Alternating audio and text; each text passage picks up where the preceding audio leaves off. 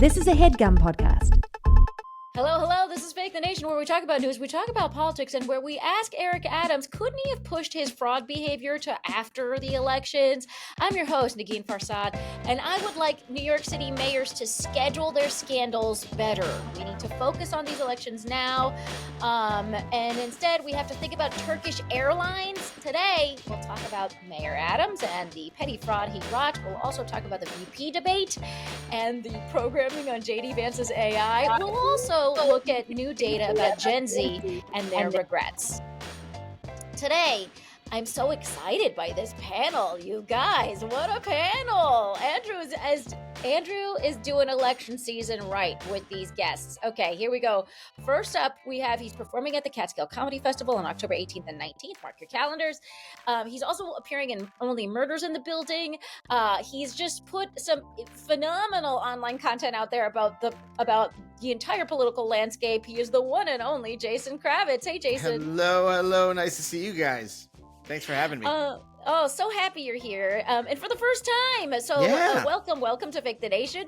We're also joined by a host of the podcast Stand Up with Pete Dominick. It is a daily podcast. He also does Warm Up for Last Week with John Oliver. He's also just like an incredible comedian. If you ever have the good sorry, my dog is making noises. Peshback, come here. You were saying good fortune to ever witness him performing live. If you ever have the good fortune of ever witnessing perform live, you will have fulfilled one of life's great bucket list items. It is the one and only Pete Dominick. Hello, very, very honored to be here with Jason, and always happy to be here with you, Negin. Thanks for having us. Thanks so much for joining the show. Folks, let's get into it with topic number one. The VP debate was last night. It was Tim Walz versus J.D. Vance. And before I say anything, I just want to get your overall impressions. Pete, let's start with you. Well, I just think it's crazy are even allowing J.D. Vance on stage at all. I mean, he's just beyond the pale of the type of American that could be anywhere we'd want anywhere near the White House. But even more importantly, obviously, he's running with Donald Trump. So even if it were, Earth One pre-Trump, you could have an extremist up there would be crazy, like J.D. Vance. But the fact is that he's running with Donald Trump, and he has assaulted dozens of women. And this is all before he ever destroyed the country as the president of the United States. I like to focus on that. So just I just start with the fact that I cannot believe that Donald Trump is running again and is the nominee, and that we're doing this. I start there, and then I get to, wow, this was kind of like policy driven, almost as if the first part of what I just said wasn't a thing. That is one of the greatest kind of like performance art moment. The greatest performance art about the VP debate was as if J.D. Vance was running with a regular candidate.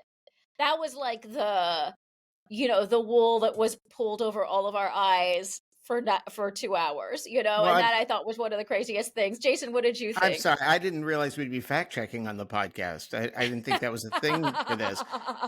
I mean, how absurd was that one line? It just tells you everything. Yeah. But of course, everybody vice presidential debates historically mean close to nothing. But, to Pete's point, it's really just what a horrible thing to see somebody up there lying through his teeth in such a slick way, which, he does the same thing that Donald Trump does, just in a more slick way. His line about, needing to, I can't remember the exact phrasing about how he wanted to talk to women, earn their trust back on abortion. I mean, It's against everything he's ever said about women. He is probably even beyond Donald Trump in policy and the way he talks about things. He's more misogynistic, if that's even possible, than Donald Trump is. He's sort of like more ideologically misogynistic than Donald Trump. Donald Trump is more operationally misogynistic. Exactly. If we're gonna be technical here. Exactly. But I think so. Okay. So let's talk a little bit about like kind of like first half, second half. I think in the first half, Tim Walz, and I want to say something perhaps controversial. I felt more stressed out about this debate than I did about the Kamala Trump debate, Hmm. because I think Trump is he's actually like a really bad liar. And when he says things, it comes off as just crazy. And I think most people can just sense that. You don't even have to be a good judge of character to know that Donald Trump is lying to you, right? But JD Vance has another special quality, which I feel like is that he's really good at lying. You know, he tried to perpetrate the lie that Donald Trump, quote, saved the ACA, right? Actually, I said, quote, then I'm like, did he actually say Donald Trump saved the ACA? Doesn't matter. I remove the quote, I paraphrased. And to like, and it's funny because he said it with such ease and alacrity that it felt true. You know what I mean? And then you have to be like, no, wait, that guy's entire campaign was about ending Obamacare. So like, why am I suddenly in this state where I'm like believing him? And I think it's just because of this really incredible ease with which he lies. So so that was my one thought. And the first question really got Tim Walz. It was about Iran and Israel, and there was an attack that had been thwarted the night before. So it was just probably like the least rehearsed of the material that he had, and he didn't handle it terribly well. So that's when my unease started. I don't know. Did either of you feel? What did you feel? Style points on Tim Walz? Well, I felt like it was going to be, yeah, I think you nailed that. Listen, but as for the lying with JD Vance, I mean, it's like this is their playbook right now, is just lie through their teeth and know that nobody's going to care. People have made their decisions about them to a certain extent already, and they're just going to, if they like them, they're going to go with whatever they say. Same thing with the $35 insulin cap that Donald Trump put in place, I guess. Is that the new normal? But for me, it was like watching what I was hoping, and it kind of turned out this way, it was like watching a old teen movie. You know, you got the smarmy captain of the debate team, and you've got the guy who's never run for office before. It's a little like election, actually, you know? And so it's like, I don't know, I'm going to try my best at this. And he fumbled, no pun intended with your football references there, at the beginning a little bit. And JD Vance was smarmy all the way through and self-satisfied. And at the end, I think Waltz had a couple of really solid shots that he was able to nail down, especially the line about Pence and that's why Pence isn't up here today about the election denying stuff. Yeah. So the other moment I really wanted to point out was this, like, I don't know. I felt that it was unfair, but I don't know. I want to hear your thoughts, Pete. Like, there was a moment where they asked him about having gone to China. I guess he went to China like 35 years ago. And I think in the press, he said that he went to China in the spring, but I guess he went a couple months later in the summer. And that is, I guess, a big scandal. Is that a big? I was like, what is this question? It was the worst question that the moderators could ask. It was a perfect example of corporate media trying to fight we're not liberal, we hold them both to the same account. It was a ridiculous question that nobody cared about, that he didn't lie about. He doesn't have a history of lying about his past, getting a date wrong, or it's just a preposterous moment in the debate for the moderators to ask. But I mean, and just going back to just quickly to your first point, JD Vance you talked about how smooth he is at lying. Let's be clear. Like, he, like Donald Trump, salesman. They're great salesmen. They could sell anything, meaning they could tell you that something was happening right in front of you that was not happening, like that you lost the election or that it will just one day disappear, COVID. And that's the only thing that Donald Trump was unable to sell and why he lost the election, because people saw everybody dying. You couldn't deny COVID. I mean, a lot of people tried. But JD Vance is a salesman. He's a hollow, empty barrel of a human being. He's got no morals or principles. And the reason I say that is because he said that Trump was a Nazi. He said he was like Hitler. Right. He said he was like Hitler. I would never say Jason is like Hitler at one point. And then after seeing some of his great work in different roles in his career, we're like, you know what? He's no longer like Hitler. You don't take that back when you say someone's like Hitler. The point being, JD Vance will say anything. As far as Tim Walz, it was the first moment I wish Pete Buttigieg was the VP candidate. The idea that Tim Walz was kind to JD Vance, I'm sorry. I just don't think a woman or a person of color, or even, yes, Jason, a Jewish man, would have been that kind, because they see him as such a direct threat. And how can you not see him that way? He's a snake. Nazi. And if you Did you say Nazi? You said Nazi. Yeah. Out. Thanks for having me.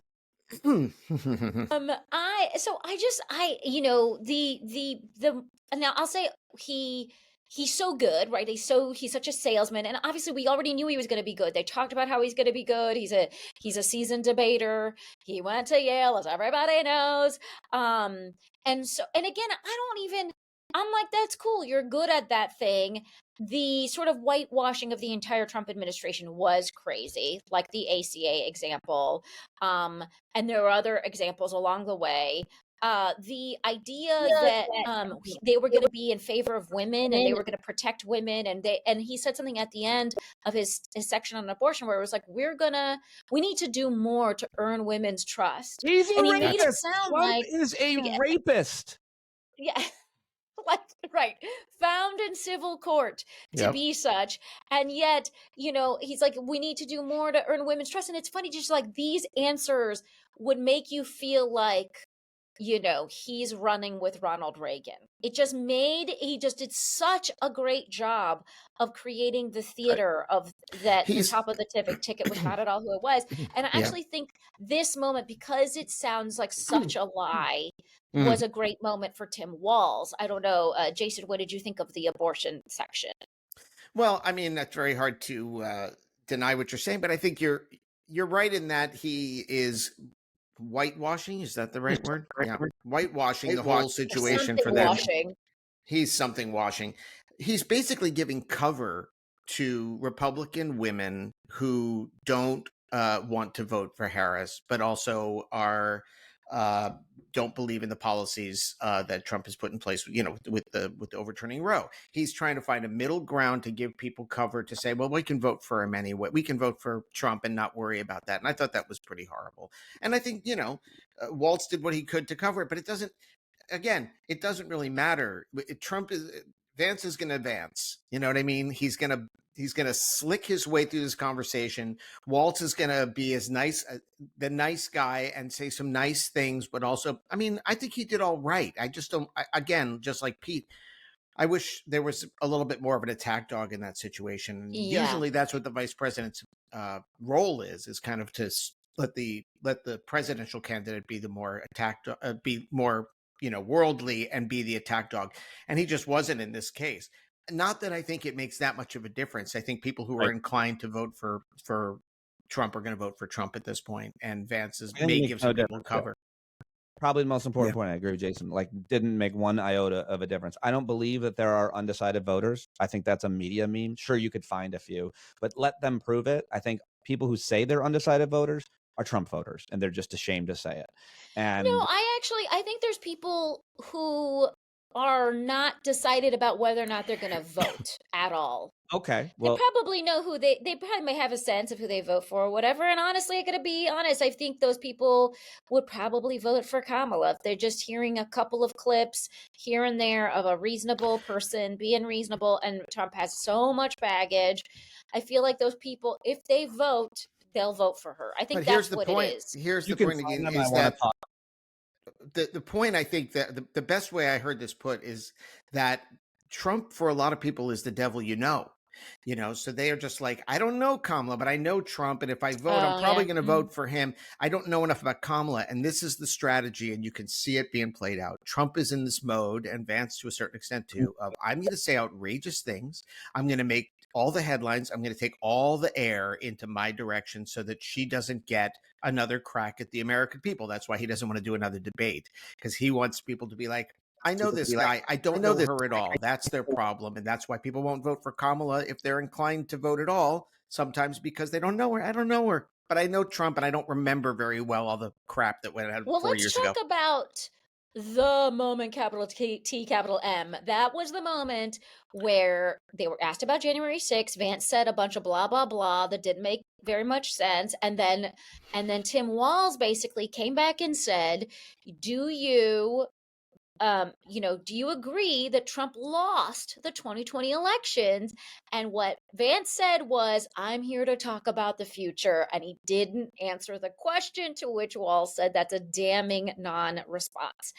And, Vance was trying to make it about something about censorship and I don't know what. And I was like, I don't even know like what you're talking about.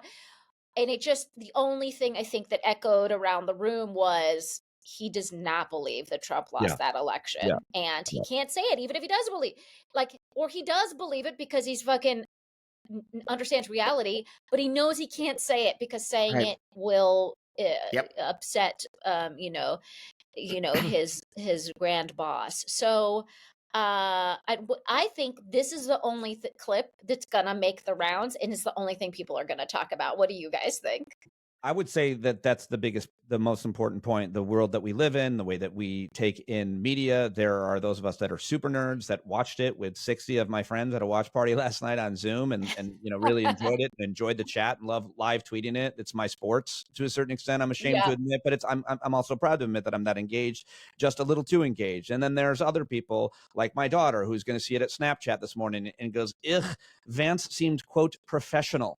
And the clips, but that's the clip that's going to matter the most. And then there are the memes. And I think the meme of him saying, wait, you're not supposed to fact check me, which has gone viral because, the social media team for Kamala Harris is just absolutely brilliant and MVPs of this campaign. I think that's it. I think the point you make, the clips are going to matter. That's the one that's going to matter. But I think some of these memes are also have already been effective.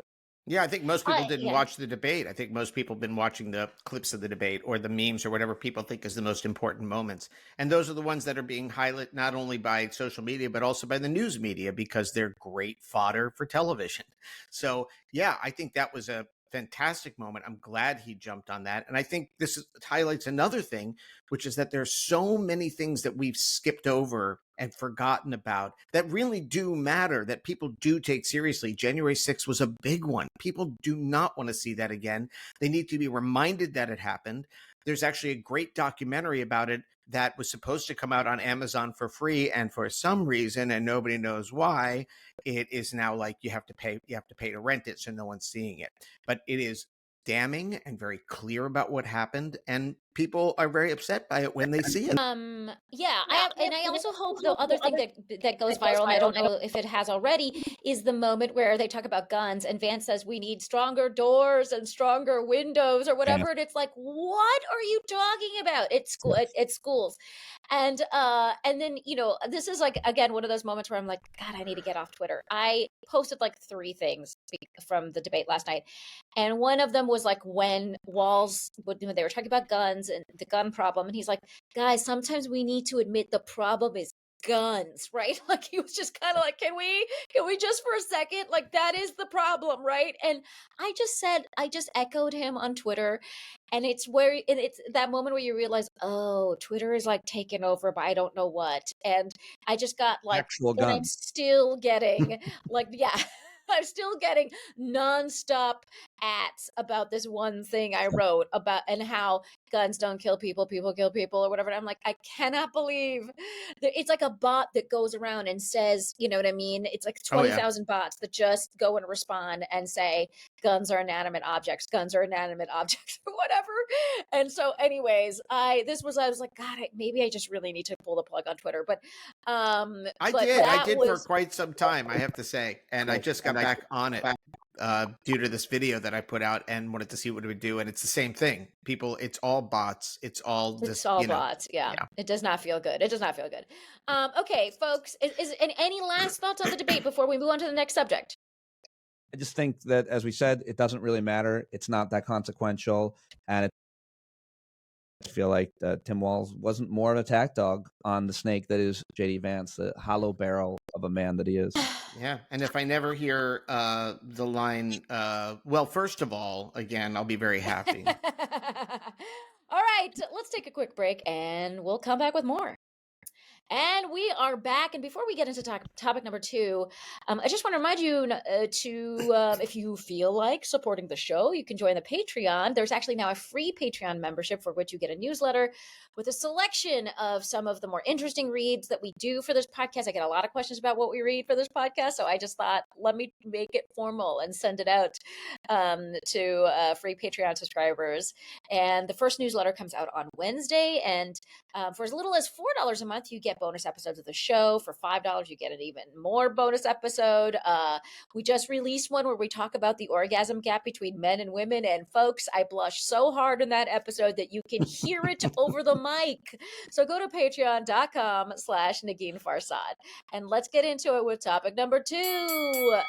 2024, the year of our Lord, is the first time in 150 years that a New York City mayor has been indicted. You obviously remember Oki Hall facing charges in 1872.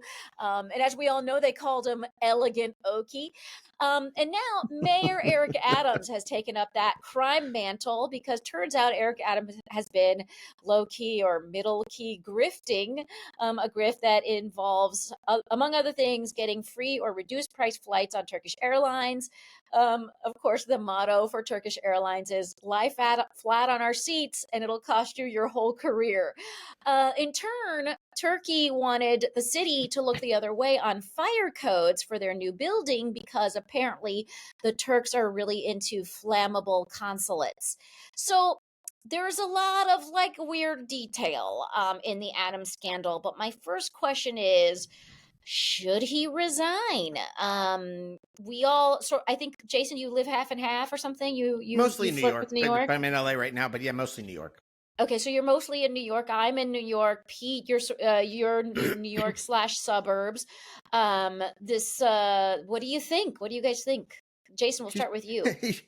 Should he resign? He should have resigned 20 years ago in Brooklyn. I mean, this guy has been low-key grifting, high-key grifting for his entire career. When he was a Republican, when he was a Democrat, when he was a churchgoer, when he's a nightlife goer, he's been playing all sides, and he's kind of his own version of Trump. Just tell people what they want to hear and they'll do it. And the Turkish consulate stuff and all the money he's been getting from that and things like that, it's actually the smaller part of the whole scandal. The big scandal and why he should really resign is he betrayed the public trust when it came to his election donations. New York has a very robust system to make sure that its citizens are the ones that are investing in the political process, and they match, it's 8-1 or something donations. And he's been having these donors from other countries and other places using straw people, made up names in order to make small donations that would be met. And that is it's horrendous. It's an abuse of a system that was made specifically to keep the public involved more than big corporate donors. And he just completely abused it. Can I, first of all, for referencing the campaign finance program of New York City, you get official Fake the Nation points. Do-do-do-do, pew-pew. Thank you. Folks, thank you. And why? And why? Because my former life as a policy advisor was at the campaign finance board. There you go. So you're absolutely right. It's angering, first of all, because the campaign finance program is robust and you don't actually need to lie. You just need to get a few more small donors to believe in your campaign, because it creates a level playing field for people who can't raise a kind of big money that other candidates can who come from money. It creates that level playing field. I used to look at the numbers, write about them in reports, and then also help present them, in official documents to city council. I mean, not me personally, the executive would do that, but I would work with a statistician and we would look at the numbers. We would see, is this program working as we want it to? And we would make the case, and guess what? It was working, but it doesn't need fraud. I mean, just be a normal candidate, do the thing, and you'll get the matching funds. So that's also just as a little side note on campaign finance. Pete, should Eric Adams resign? What do you think? Indeed. Yeah. I mean, he never should have run. He's not, I would say, qualified in terms of his character. I appreciate what Jason just said. in terms of his history. I don't know that much about it. Now, obviously, I agree. It's an impressive note about campaign finance, and it's a great system in New York that way to try to keep out, obviously, foreign money or larger donors like that, which is always impossible to do overall. But I mean, I watched that press conference when he was trying to defend himself the other day, and I heard there's a whole bunch of black folks yelling at him. And one of them said, this is not a black thing. This is a you thing. And, I'm always sensitive to there being a racial issue or a gender issue.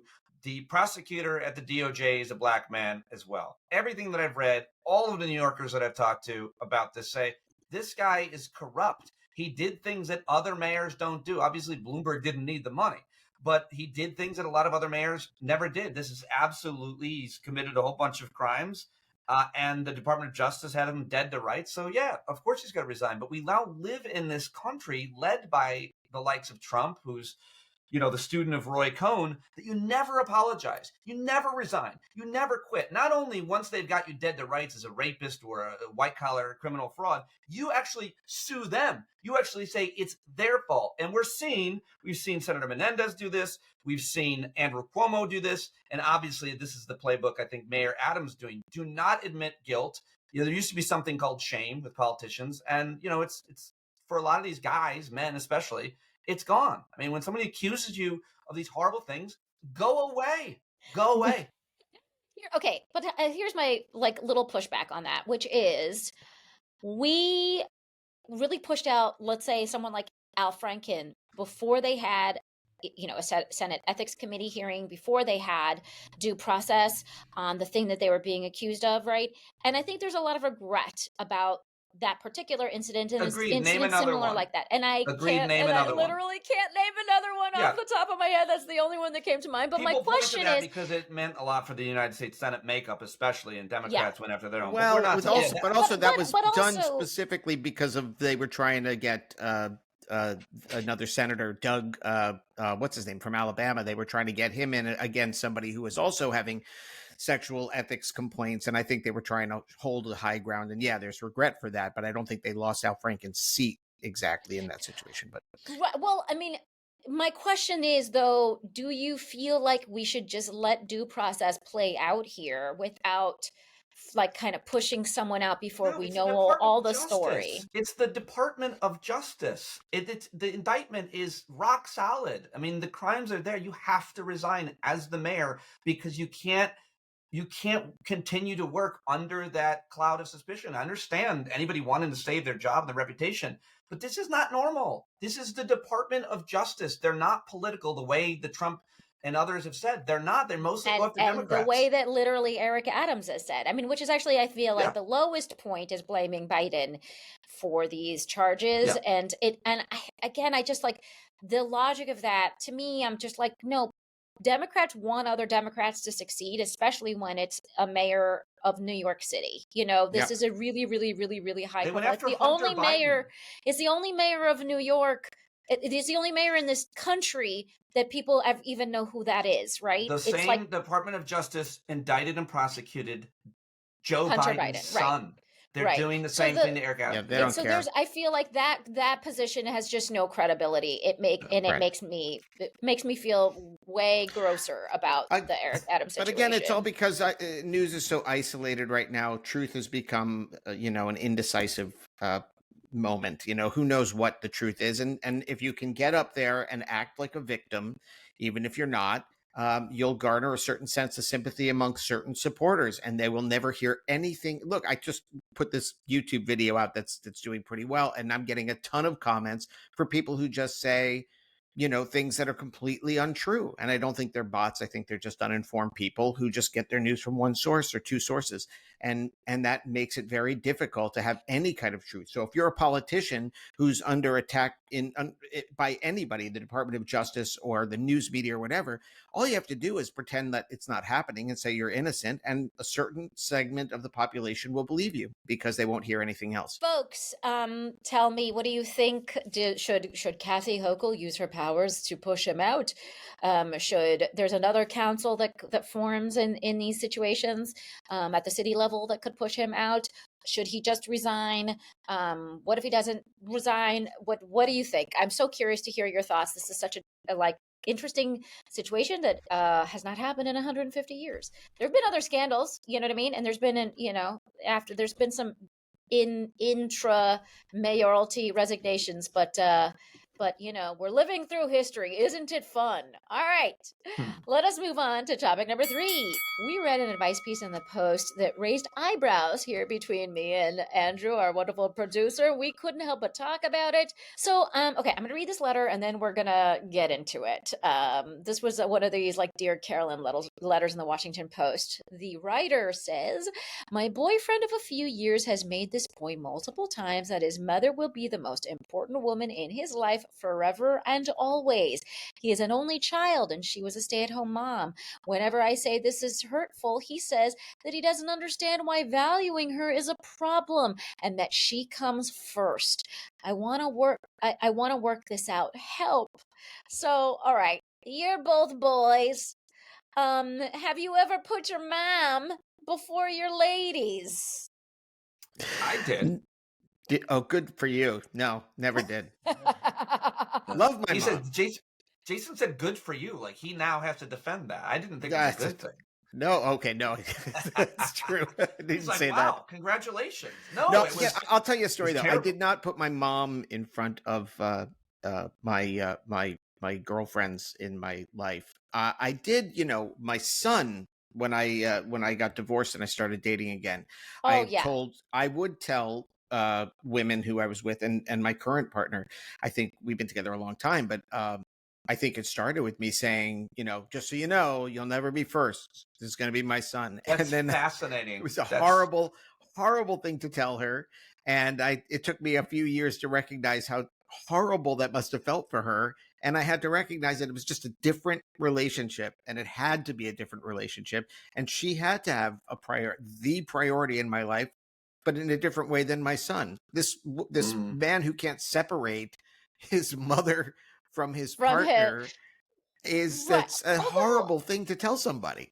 I feel like if you're dating someone with a child, you know that you're not ever number one, right? I don't think anyone goes into that relationship. I guess hearing it is tough. Like if you said it in such stark terms, I guess that could be tough. Why is there a number one? There shouldn't be a number anything. I see. It's really, like, of course I'm going to take care of my Yes, my child, how would it... Your child is still going to be number one, right? Even though, right now, even as you're saying, why is there number one? No one should be number one. Your child is still number one, right? This is actually... My child is... I'm sorry. Go ahead, Pete.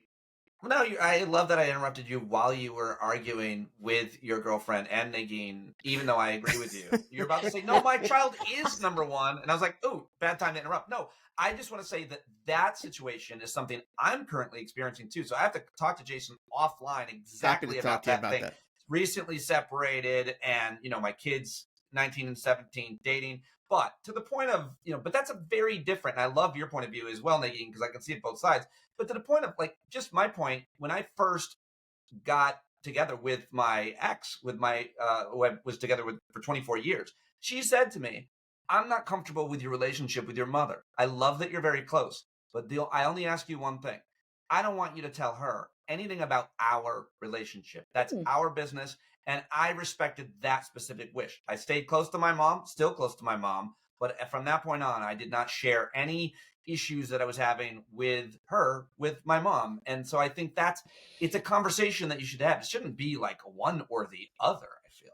I think it's the same way. Listen, of course, I would take care of my son because my son was a child and needed to be taken care of. I don't think that was in question. I don't think anybody would ask me not to take care of my son. But it's a different relationship. And if you can't see that, if you can't grow up past that, your relationship with your mother, with your parents should change as you mature. It should become a different relationship. And if your mother can't let go of the child relationship and you can't let go of the mother relationship at a certain age, then you're never going to have a fulfilling partner relationship. I should have been more clear too. Like, I was very close with my mom. Like, my wife is like, I don't think you guys should be kissing on the mouth for long periods of time. Do you think, Jason, do you think that's weird? I should have mentioned that. Jason, we'll talk offline, Pete. I think that's probably best. Yeah. But my question is, okay, so this is interesting to hear you guys say all of this. Part of me wonders if there's also a cultural component to this, because I'm Iranian, and there's also, this is like a little bit... I'm Jewish. How much more close to your mother could you get? Come on. Out of here. Why don't you guys throw rocks at each other? So, as an Iranian, we are like really fucking intensely family focused, and even I think even for like my brother just married someone who's Filipina, and she takes on our family as almost like her. She just like is like, oh no, we put family first. Like, we put your parents first. Like, there's just there's a respect your elders thing that goes through some of these Eastern cultures. It's just stronger, and it's much stronger than the American context. I'm sorry if that sounds offensive, but that's the way it is. And you guys just can't afford nursing homes in those countries to store your old parents. Exactly. Store them, push them in there. But I do think there's something of like, and luckily for me, like, my husband has never questioned how much time and effort I put into my parents in general. Like, and for me, it's not like a my mom thing. It's just like my parents as a unit. I try and do everything I possibly can for them, in my limited capacity. And like, he never, sometimes he's like, hey, it's okay if you put yourself first, like occasionally, you know what I mean? And I'm like, that's crazy. I shan't be doing that. And so I wonder, is there a cultural component to this? Sure. Well, I'm sure there is. I'm sure everybody's got different, but I come from a Jewish home, and that's what most of the jokes in America are about when it comes to mothers and their sons, and everybody's like, oh, date a Jewish boy because he treats his mother well. That's, you can ask my mother if that's actually true. But the truth is, I think there doesn't have to be a first. I don't understand what first means in that situation. It's a very different relationship. And if you're comparing your relationship with your mother to your relationship with your partner, you're already in deep trouble. It's like, that is weird. I do think that's unnecessary. It does feel unnecessary. The numbers. You could just like quietly in your head be like, my mom's really important to me. Like, it doesn't need to be these. The grand declaration is weird, right? There's nothing wrong with your mother, your family being important to you. But if you're telling, no one in any relationship wants to be told, and shouldn't be told, by the way, you'll never be first. Then I'd be like, well, I want to be around somebody who treats me like I'm first. Why would I want to be with you? So, the thing that's being left out of our conversation is specifically about that article. And you asked the question, is it cultural? I think it's a great question. I think you both made good points on this. But it's also, in every culture, there are single moms with single sons or daughters. This specific guy, it says in the article, the letter, the advice column letter says, he grew up a single, he had no siblings. It was just him and his single mother. The bond that but I think she was a stay-at-home mother. It doesn't say single mother. Okay, well then he's a loser. But I'm going to go with which is I'm thinking of someone who's a friend of mine.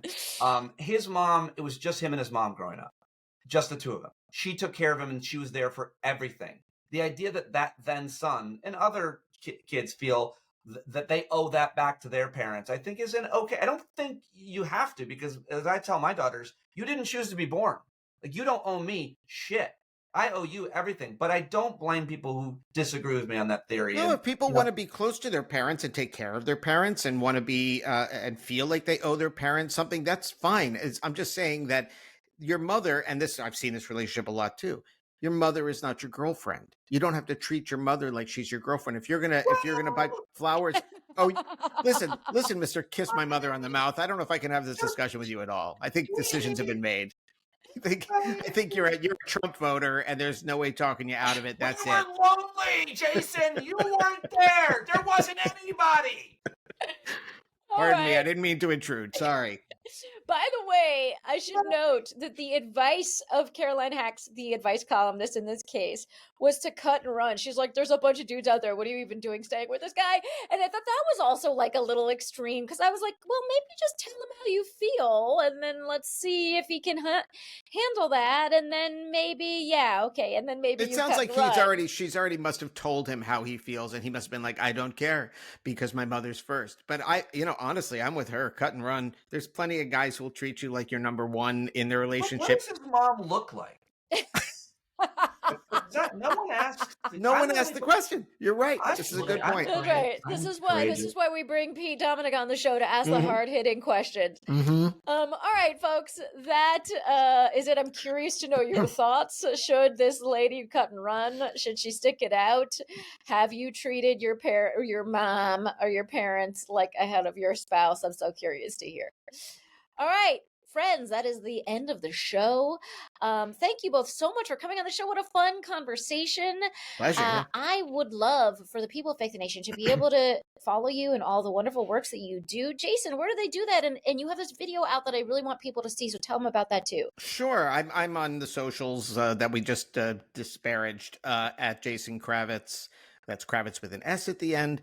And on the now back on the platform once known as Twitter as the Jason Kravitz. And you can follow everything I'm doing there. The thing that I put out there, it just, as of today, has 1 million YouTube views. Wow. It's a Schoolhouse Rock throwback for all you Gen Xers called the Project 2025 song. You can look that up on YouTube, and it's basically... You did that? I did the Project 2025 song. It was my... I wrote it and recorded it and animated it as well. So go check that out. I played it on my show. It's gone absolutely. It's amazing and helpful. Wow, thank you. Thank you. Yeah, so good. Thank you. I appreciate that, Pete. Agreed. So I want people of Faith Nation to follow, to check out that video and then follow everything that Jason does because he's so talented. Thank you, Negin. And Pete, where do they find you? Forget it. Just go watch Jason's video. I mean, it's so important that people understand what Project 2025 will do. Yeah. I host a daily podcast where I play Jason's content and then don't pay him. You wouldn't be the first. No, folks, Pete is one of the most informed people. If you are not subscribed to Stand Up with Pete Dominick in your podcast feed, this is what you should be doing immediately after watching Jason's video.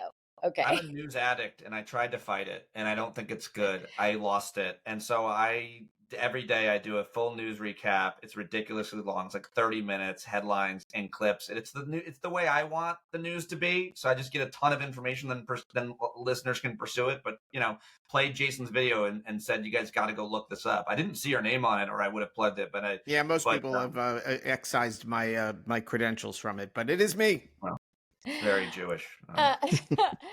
Folks, you know where to find me and all the things I do. I just want to remind listeners that I will be doing a Muslims Are Coming Swing State Invasion edition on October 18th in Reading, Pennsylvania. The show is free. We have removed barriers to entry. And this lineup, it's totally ridiculous. You're not going to see these comics for free like in any other situation. It's me, Jordan Carlos, Josh Gondelman, and Jabran Salim. It is the perfect Muslim sandwich. Hopefully Dean Obidal will be joining us. We're waiting on his schedule. But October 18th, Reading, Pennsylvania, you could go to my website, NeginFarsad.com, to RSVP so that we have a head count for this theater. But I would love to see you there. If you're anywhere in the kind of greater Philadelphia, Reading area, again, it's going to be a really fun time. It is a show without political ads interrupting it. So come be a swing state voter with a break from fucking political ads, which I'm sure you are very annoyed by. Also want to mention that I was on CNN this weekend doing the Have I Got News for You show. And you can catch that on HBO Max. So go look up Have I Got News for You. It's a really fun show on CNN with Roy Wood Jr., Amber Ruffin, and Michael Ian Black. I had such a blast. And I think it was quite funny. So check that out. And other otherwise, go to patreon.com/NeginFarsad to support the show. Go to Patreon, go to NeginFarsad.com to buy your We're Only Doing Optimism t-shirts. And I want to thank everyone who makes the show a possibility. That's our wonderful producer, Andrew McGuire. Thanks so much to everyone at HeadGum for making the show a possibility. Thanks to Gaby Alter for our theme music. You can email us at fakethenationpodcast@gmail.com with any thoughts, ideas, curiosities. And otherwise, we'll be back in your earballs next week.